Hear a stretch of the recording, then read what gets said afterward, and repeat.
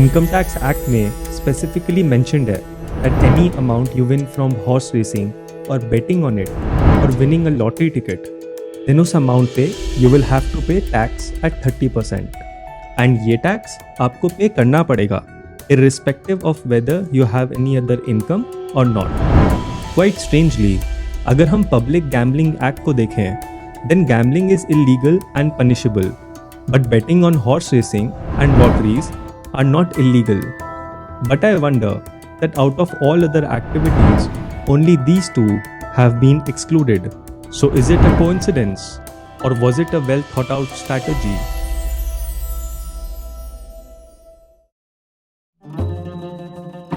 Gambling. This is not something that is new to us. Evidence of gambling in India dates back to the time of Indus Valley civilization. And then we all know the famous game of gamble which led to an epic war in Mahabharata.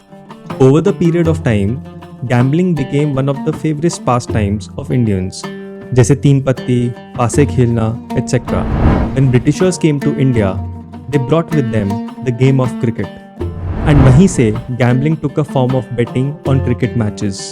But Britishers did not want Indians to gamble. उनका logic ये था that they wanted कि Indians पूरे time काम ही करते रहे.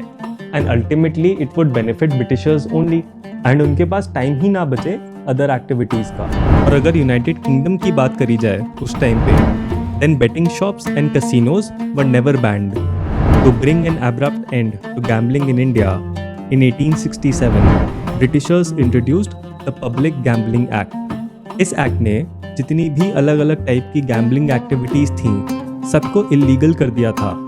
अब अगर सब कुछ बैन हो जाएगा तो फिर ब्रिटिशर्स कमाएंगे कैसे? So then they realized that they themselves used to run lottery business to collect revenue from Indians. So they excluded lottery. यानी running a lottery business was made legal. And जो elite class थी amongst Britishers, they were into horse racing and betting. So eventually that was also excluded.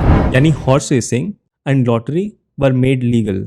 So what's the gambling status in India today? In India, there are three places where gambling and casinos are allowed: Goa, Daman and Sikkim. अगर तुम ये सोच रहे हो that these places are progressive and कितना cool है कि उन लोगों ने gambling allow करी हुई है, but well, that's actually not the case. These states are very well aware of the addictive nature of gambling. इसीलिए जो वहाँ local residents हैं, they are not allowed to enter into casinos. These casinos are only for the purpose of generating revenue from tourists. And surprisingly, there is a technical name for it as well: gambling tourism.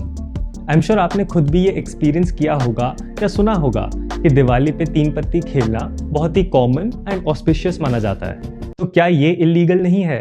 ये matter court में भी गया था, where it was held that during Diwali अगर खेला जाता है inside a private property and not at a public place, then it is allowed.